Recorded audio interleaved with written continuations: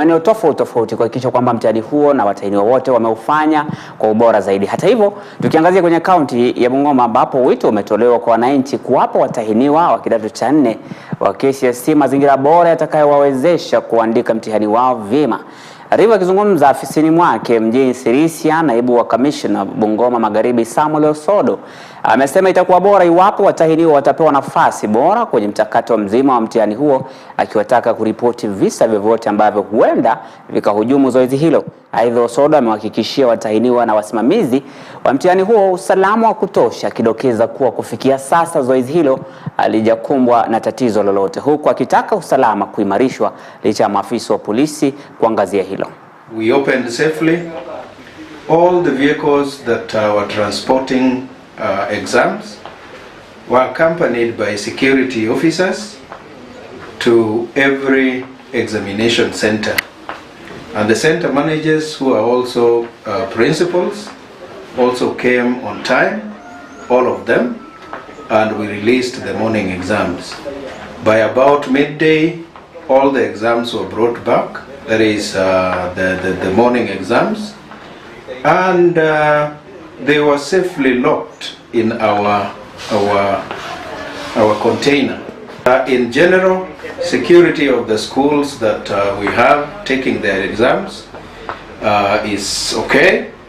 We have ensured that apart from the schools, we also have general security patrols so that we ensure that there is safety in Bungoma West.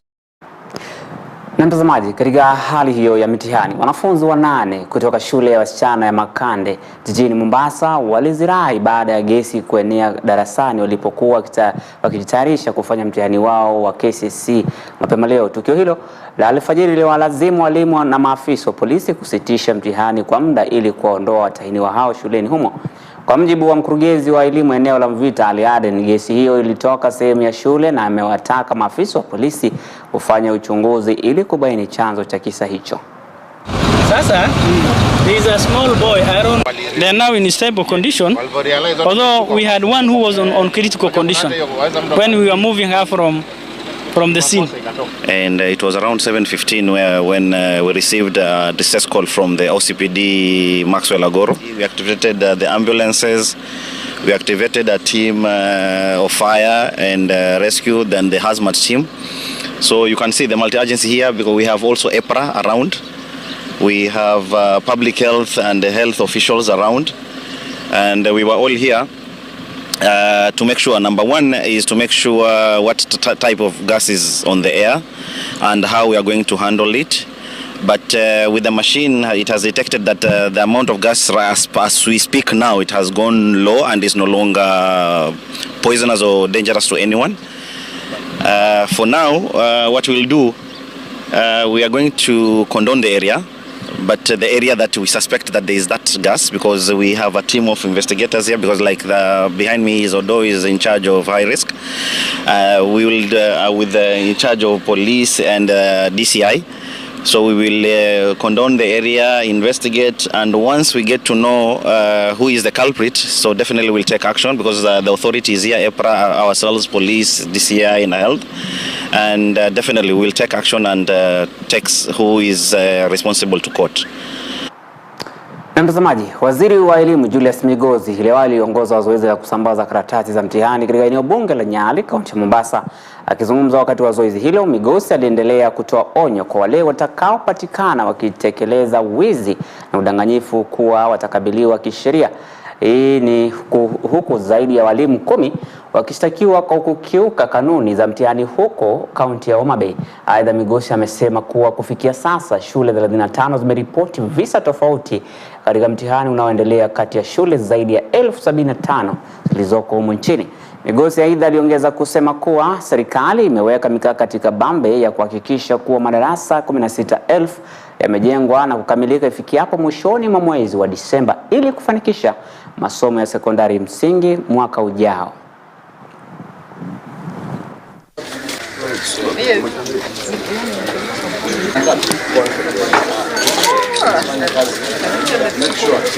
To do things that they are not supposed to. The children are willing because they have studied. They want to see what it is that they can do. In most other instances, the classrooms have been done and they have been completed with that 1 million. In fact, in some schools in Machakos, they spent the 1 million and saved money out of that 1 million and managed to do ablution blocks.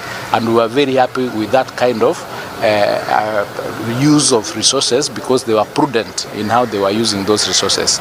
So it is not completely true that the 1 million is not enough. There was an assessment, BQs were done, and it is equivalent, and we've seen the 3,500 classrooms that have already been done with that 1 million shillings, and they are complete. Well, in fact, the timelines per class is between 4 and 8 weeks. Every time and the starting, the arrangement was they do not start the construction unless the money is in the school accounts. That way there is no question of delay, there is no question of variation. So once they start, they don't stop. The process goes. Na mtazamaji, kwingineko tukiachana na masuala ya elimu, tusonge mbele ambapo Naibu wa Rais Kindiki jioni ya leo ametoa hotuba yake ya mpito kutoka katika Wizara ya Usalama wa Ndani na kuchukua rasmi nafasi ya Naibu wa Rais wa 3 kulingana na katiba mpya ya Kenya ya mwaka 2010. Kindiki katika hotuba yake ameelezea jinsi alivyokuwa mchapakazi na kutokana na uweledi na jitihada zake na jinsi ameweza kufanikisha baadhi ya masuala ya kiusalama humu nchini na kuelezea jinsi alivyopambana na uhalifu kote nchini, akitarajia waziri atakayechukua nafasi hiyo basi ataendelea na kazi hiyo. Sawia na hayo mtazamaji, ameshukuru taifa nzima na serikali kuteuliwa katika nafasi hiyo na Rais William Ruto, akisema yuko tayari kufanya kazi na kufanyia kazi wananchi wa Kenya kwa ushirikiano wa Rais William Ruto pamoja na Wakenya wote. The strides that we have made in the fight against terrorism, banditry and other organized crimes received a shot in the arm from the Police Equipment Modernization Program, which was initiated in early 2023, following the orders of President Ruto to modernize the operational and tactical equipment of our security agencies.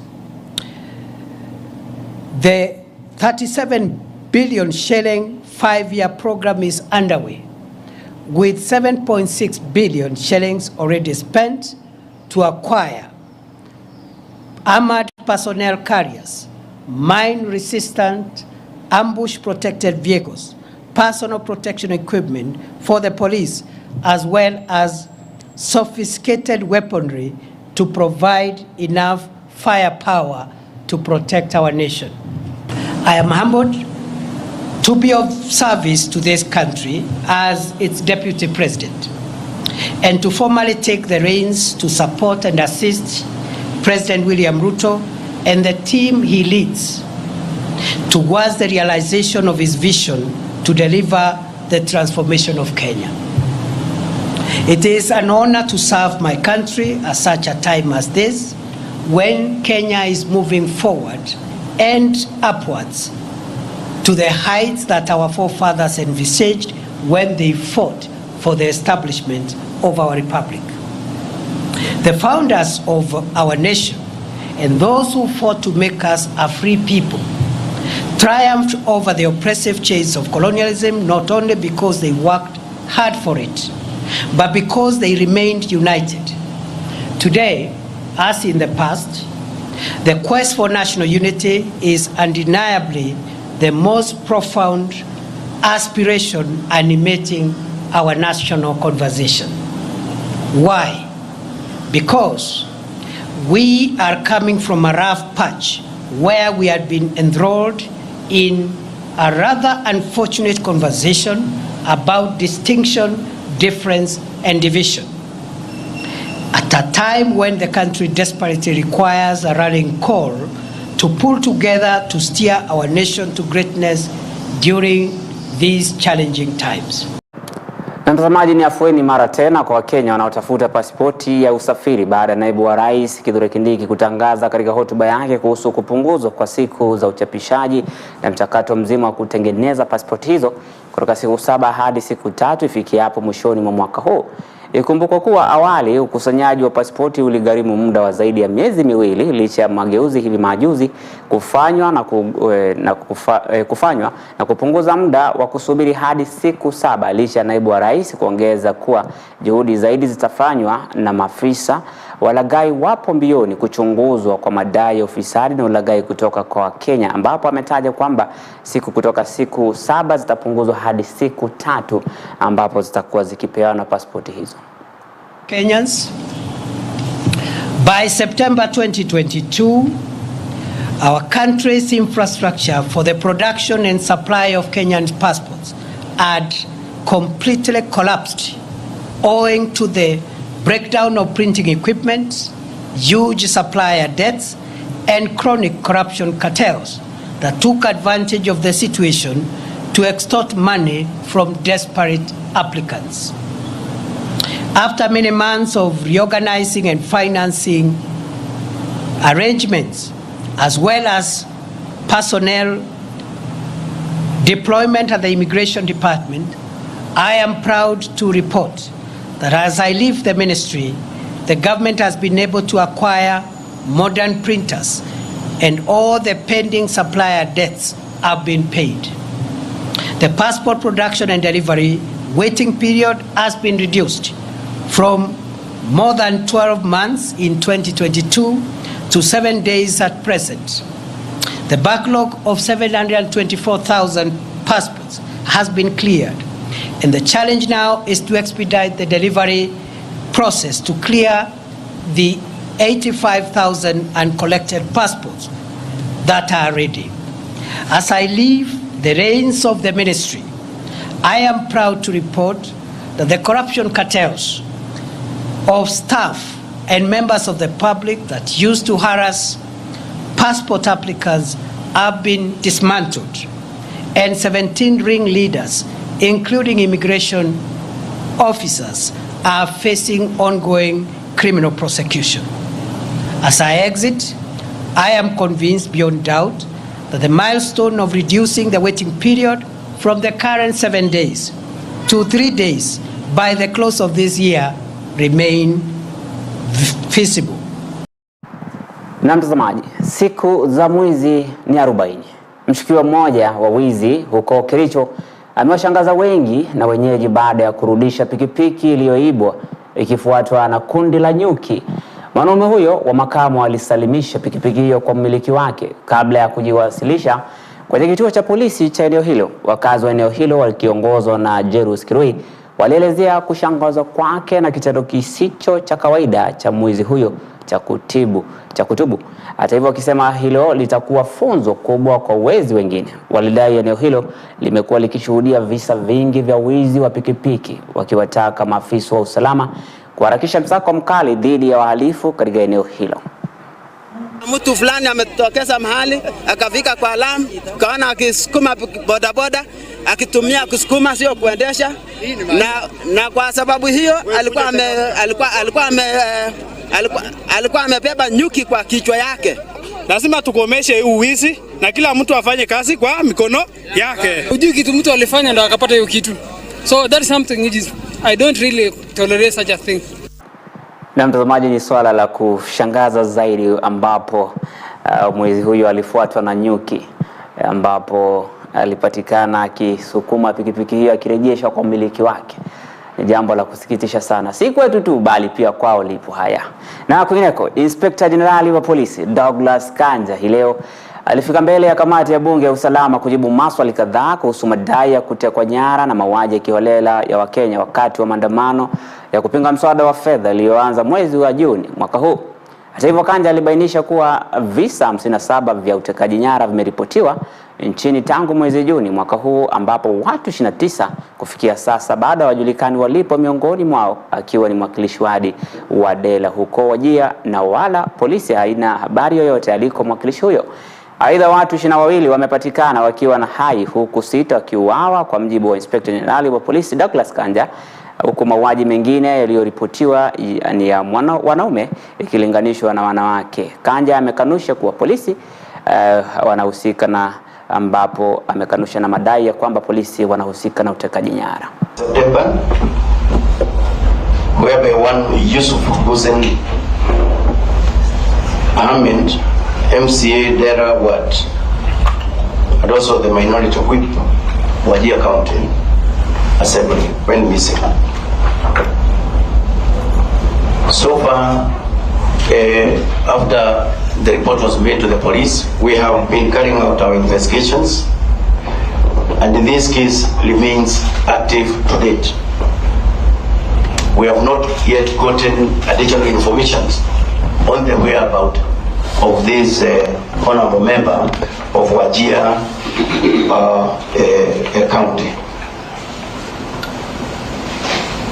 We are still appealing to the members of the public, any person who could be having any kind of information that can assist us, to come forward and assist us with that information.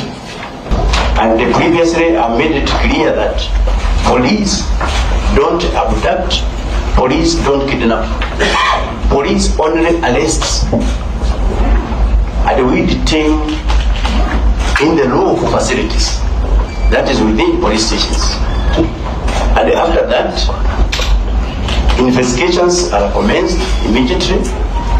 Those who are found that they meet the threshold of being taken to the courts, they are taken to the court. Those who does not meet, they are freed immediately. So, Honorable Chair, Honorable Members, so all the cases are there, and in summary of the cases, the victims, after the report was made, we have already found 22 of them. They have been found alive. 29 are still missing to date. Victims found dead, there are 6, making a total of 57 of all those who have been reported missing. The following are the ongoing investigations related to the abduction, kidnappings, where arrests have actually been made. Number 1, abduction and sodomizing of one Bruce Kajira. Na mtazamaji, maafisa wa afya ya umma kaunti ya Bungoma wameitaka serikali ya kaunti hiyo kutilia maanani mchango wao katika kuzuia kuenea kwa maambukizi ya maradhi sugu nchini ikiwemo saratani, malaria na mpox. Wakizungumza baada ya kukamilika kwa uchaguzi wa uongozi wao mpya, maafisa hao walisisitiza umuhimu wa kuongezwa uungwaji mkono ili kuimarisha uwezo wao katika kudhibiti magonjwa yanayotishia afya ya umma. Hata hivyo, maafisa hao wa ngazi ya juu ambapo wamemtaka gavana wa kaunti ya Bungoma Kenneth Lusaka na kutanguliza ustawi wao kwa kuajiri maafisa zaidi wa afya ya umma, kuongezea mishahara na kutambua rasmi michango yao katika kulinda afya wa kazi kaunti hiyo. As a Public Health Officers and Technicians Union, we want to ask you to do the honorable thing. We have been lagging behind. Most of the diseases in this country, especially in Bungoma, can be prevented. Comrades, power. These diseases, including malaria, including TB, including mpox, including cholera, or polio, can be prevented if we invest heavily in public health officers and technicians. The last time we employed PHOs here, I'm sure it has been a while. We have not had a serious investment in terms of budgetary allocation to public health officers and technicians in this country. We have our colleagues who retire. We don't replace them. And I wonder you are seeing the upsurge and the re-emergence of communicable and uncommunicable diseases. Calling upon the governor to ensure that we employ enough public health officers to take care of the population. The WHO ratios are very clear that one PHO is supposed to take care of around 7,000 members of the population. And as we speak right now, Bungoma has a population of around 1.7 million. Against around 110 public health officers in this county. Then somebody wonders how can 110 PHOs take a 1.7 million population. We stand forth to make sure that this department is there at the border and even inside the county to prevent these things to happen. We appreciate you. We appreciate the executive of this county, Madam Caroline, for organizing this department in prevention of polio and all these other prevention. Kwingineko, wakazi wa eneo la Bulondo, eneo bunge la Kanduyi, wamejitokeza kulalamikia hali mbovu ya barabara kuu ya Bulondo hadi Musamba. Hali mbovu inayodaiwa kuchangia pakubwa visa vya ajali, hasa kwa hudumu wa bodaboda. Wakazi hao, mtazamaji, wenye ghadhabu wanasema kuwa imekuwa vigumu mno kwao kusafiri kutokana na hali duni ya barabara hiyo, wakisema kuwa kuna mitaro mikubwa kando ya barabara na ndio chanzo kikubwa cha matukio ya ajali ya mara kwa mara. Hata hivyo, walinyoshia kidole cha lawama mwakilishi wadi wa eneo hilo Zedi Mhwana kwa utendakazi duni na upuuzilia mbali wa kutengeneza barabara hiyo. Hatuna maendeleo kutoka hapo Namisi uende ufike mpaka kule na Mwacha. Hata hatujui mheshimiwa akitoka Zedi ni kutokea na Mwacha anaruka anaenda town. Sasa sisi tutalilia wapi? Lakini hata nimehusunika na mimi niko kwa mpaka ya kaunti ya Kakamega na Bungoma.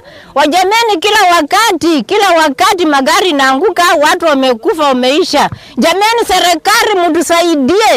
Ikiwa mliamuru hao MMC kutengeneza barabara, watengeneze. Gavana Baraza, Fernandez Baraza ametengeneza barabara, ameweka lami inakuja paka Musamba. Kwa nini hamwezi enda mkae chini? Hii lami yenye nafika Musamba ni karibu half a kilometer. Muunganishe na hii barabara iende paka Sangalo. Ijoini lami yenye natoka na Baholo, itoka Kakamega na Baholo, Mwibale, Torof, Sangalo Junction.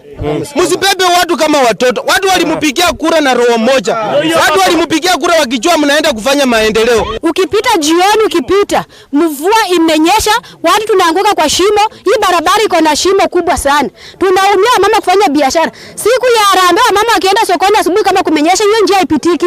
Wanaanguka kwa matope. Kuna mtu hata saa hizi wameanguka, pikipiki imekwama hapo ndani. Na tuko na MCA, tuko na MP. Tukiwaambia anatuambia hiyo njia ati inataka itengenezwe na makali. Makali hatujui kwa wapi. Tulikupigia kura kakuja Bulondo. Watu wa Bulondo walitukupitisha. Tunakufa, tumechoka na makali ukitengeneza barabara. Mwana bodaboda ameanguka hapo, abiria mwenye alikuwa pia ameanguka. Hiyo ni kazi imeharibika. Kumbuka hii pikipiki ni alone na bado saizi iko hapo hivyo.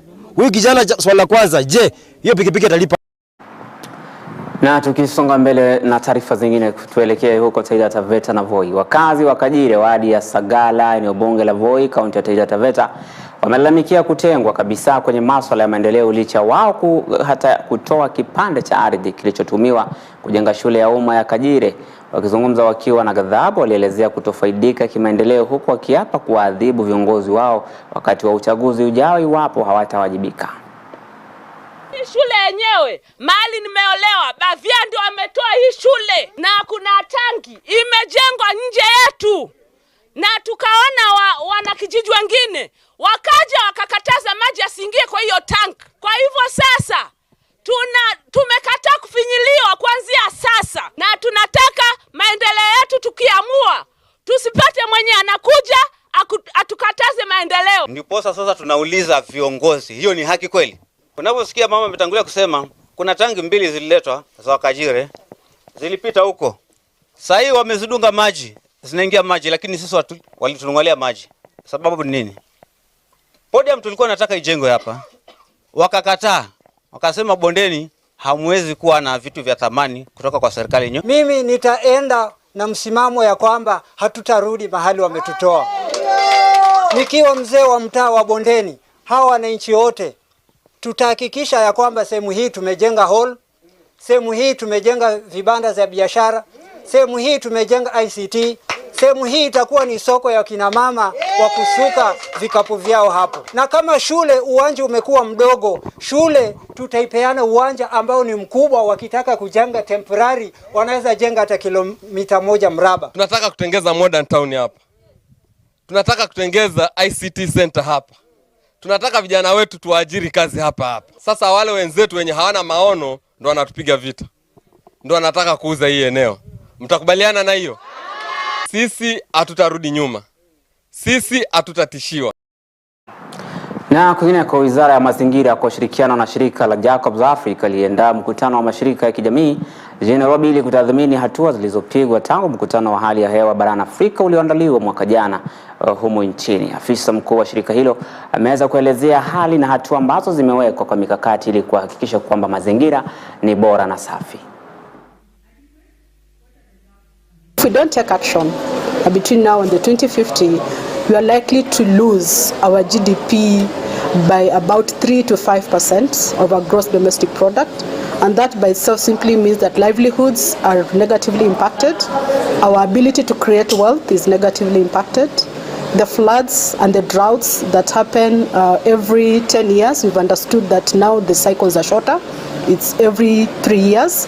And that in actual sense simply means that the impacts of climate change are really real and felt at the community level. And most important also to realize that a third of the African young people are unemployed, while the other third who are employed, they are vulnerably employed. And therefore it becomes very critical to ensure that the jobs that we engage in are really very important.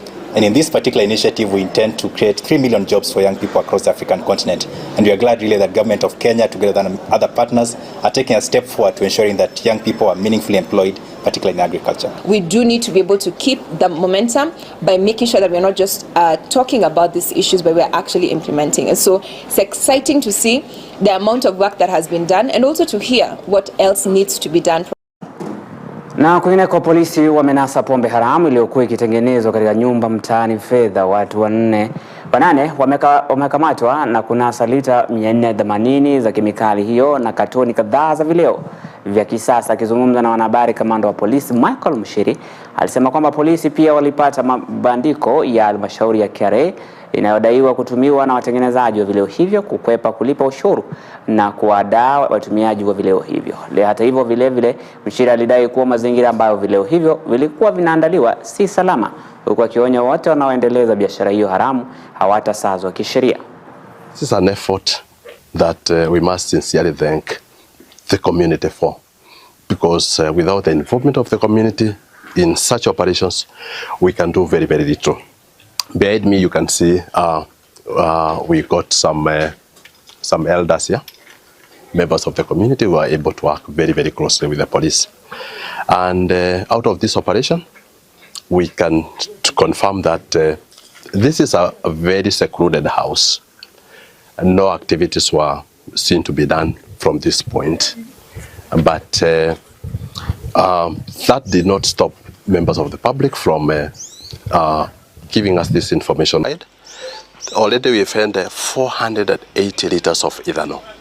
It's already here with us. On top of that, we've been able to get some 163 cartons of assorted second generation alcohol.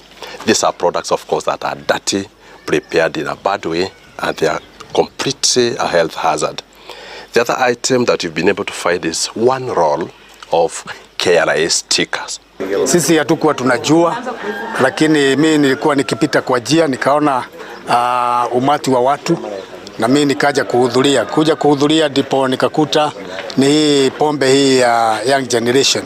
Kwa hivyo sasa hiyo sikufurahia, na hiyo tungeasema hiyo ni mambo ambayo inafaa ikomeshwe na ikomeshwe na serikali, na hiyo mambo ipate kuondoka. Ile tunaona pombe mtaa hii wetu ni watu wanakuja, lakini wanakuja na kisiri, kwa maana hii ni manyumba na watu hapana ingiaga ovyo ovyo. Sasa ndio tunasuka, kwa maana wakati tunazunguka hapa na chief, senior chief na masifu yetu, pombe imekwisha, pombe imefungua, bangi na dawa za kulevya wamefungua. Sasa tutakaa na kuangalia kijiji na kumaliza hiyo mambo yote, na itakwisha na haitarudia tena hapa. Na mtazamaji, mgawanyiko umezidi kuibuka kwenye kikao cha kamati ya upatanisho kuhusu ugavi wa rasilimali kati ya serikali kuu na serikali za kaunti, huku mwenyekiti wa kamati ya bunge la kitaifa kuhusu bajeti Ndindi Nyoro akisisitiza kuwa kuna upungufu wa shilingi bilioni 788 kwenye bajeti ya mwaka huu wa kifedha. Maseneta wamesisitiza kuwa hawatakubali kupunguzwa kwa mgao wa kaunti, ikiarifiwa kuwa kaunti zinadai serikali kuu zaidi ya shilingi bilioni 30. Magavana wanataka mgao uongezwe zaidi hadi shilingi bilioni 400 ili kurahisisha na kuboresha shughuli katika kaunti. Honorable Chair, also let me disclose that as a senator I feel at a great disadvantage sitting with members of the National Assembly who I believe have more information than I do when it comes to the budget making process. And especially the chair of budget being here, I have heard you throwing around numbers and figures. I don't know where you're getting those things from. I'm sure you will tell me because you've done this thing all your life, you know those figures at the fingertips. But here in the Senate, we insist on documents. In that regard, therefore, we are talking to ourselves here to make a decision, but we are also talking to other stakeholders to understand the issue. And the stakeholders here is not just governors. The stakeholders is also people who have not been paid for months, for example, in our county governments. Stakeholders are Kenyans. And therefore, if you allow me, Honorable DK, because we are taking minutes, we are on Hansard, let's not be conclusive on any matter. What I mean is that the point Honorable Dr. Odo would have is talking both to this mediation committee, but also talking to other stakeholders. And therefore, in that regard, I would request we open the debate and say as it is, as I keep saying, so that after all is said and done, we have a solution. And a solution, I am convinced, because I've attended other mediations, is not here. The solution is after here. And therefore, let us act at the back of our mind when you are acting and speaking. Speak having the House in mind. Speak having the stakeholders in mind. But also, don't limit your debate to the solution of this meeting. Expound it also to other stakeholders so that they understand where every person is coming from. I sit here as a former governor for 10 years. I'm a senator. And the realities that should inform us, we do not legislate with emotions. We legislate for posterity. We legislate so that whatever we do can outlive the test of time in terms of objectivity. If you get to understand, maybe if you ask, and don't even press the mic when the chair is talking, so that you can pay proper attention in terms of what we are discussing. Na mtazamaji, ni hayo kwa sasa tuliokuandalia majira ya Saamoja. Mwendo wa saa 3 tutarejelewa na mengi zaidi mtazamaji. Jina langu ni Emmanuel Maro na kutakia usiku mwema, tupatane hapo kesho panapo majaliwa ya Mwenyezi Mungu.